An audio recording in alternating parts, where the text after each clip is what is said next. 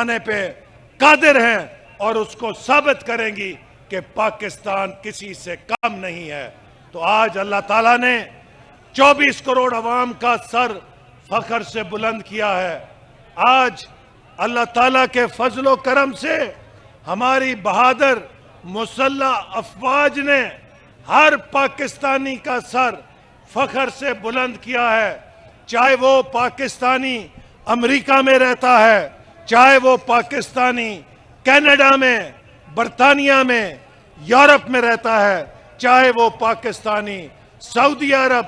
متحدہ عرب امارات، قطر میں، کویت میں، جاپان میں یا ملیشیا میں یا دنیا کے کسی ملک میں رہتا ہے، آج ہر پاکستانی کا سر فخر سے بلند ہے اور وہ پاکستان زندہ باد کہہ رہا ہے، وہ مسلح افواج زندہ باد کا نعرہ لگا رہا ہے۔ اعظم شہباز شریف، وزیر اعظم شہباز شریف۔ آج جبکہ پاکستان کے اندر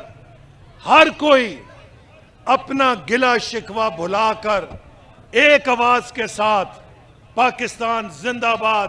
مسلح افواج زندہ باد کا نعرہ لگا رہا تھا، مجھے افسوس سے کہنا پڑتا ہے کہ ایک سیاسی جماعت ایسی ہے کہ جو میر جعفر اور میر صادق بن کر پاکستانی فوج کے کمر میں چھرے جھونپنے کی لگانے کی کوشش کر رہی تھی۔ ہم ان لوگوں کی مذمت کرتے ہیں کہ جب پاکستان کے دفاع کا معاملہ تھا، جب پاکستان کی سالمیت کا معاملہ تھا،